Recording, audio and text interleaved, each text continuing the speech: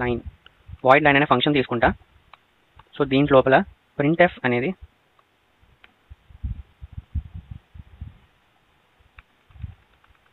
Lines అనేవి తీసుకొని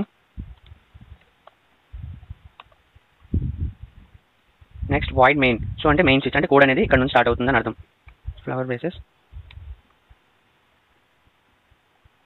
line printf hello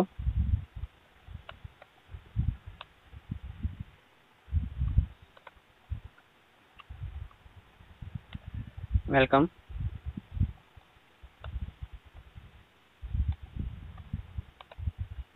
line to C line. So ఇక్కడ రీయూజబిలిటీ ఎగ్జాంపుల్ అనేది మీ అందరికి చూపిస్తా. సో ఇదిగో hello welcome to C. So ఇక్కడ నేను లైన్ అనేది ప్రింట్ఎఫ్లో 4 times వేసానా వేయలేదు, జస్ట్ లైన్ అనే ఫంక్షన్ రాసాను అంతే. సో ఈ లైన్ అనే ఫంక్షన్ ఈ వాయిడ్ లైన్ అనే ఫంక్షన్ని కాల్ చేసింది. సో కాల్ చేసి ప్రింట్ఎఫ్ అనే లైన్ అనేది ప్రింట్ అవుతుంది. సో దీన్ని మనం ఏమంటామంటే ప్రొసీజర్ ఓరియంటెడ్ ప్రోగ్రామింగ్ లాంగ్వేజ్ అంటాం. సో ఒక్కసారి ప్రొసీజర్ ఓరియంటెడ్ ప్రోగ్రామింగ్ లాంగ్వేజ్ అంటే మనం దీని అడ్వాంటేజ్ ఏంటంటే రీయూజబిలిటీ అనమాట. సో దీన్ని మనం ఒక్కసారి మనం ఈ వాయిడ్ లైన్ అనే ఫంక్షన్లో ఇది పెట్టుకుంటే ఇది రీయూజబుల్ అనేది మనం చేసుకున్నాం ఇక్కడ. సో మళ్ళీ ఆ లైన్ అనే కోడ్ అనేది మనం రాయాల్సిన అవసరం ఉండదు. సో దీంతో ఏమవుతుందంటే కోడ్ అనేది షార్ట్ అవుద్ది అండ్ పర్ఫార్మెన్స్ అనేది ఆటోమేటిక్గా హై అనేది అవుద్ది అనమాట.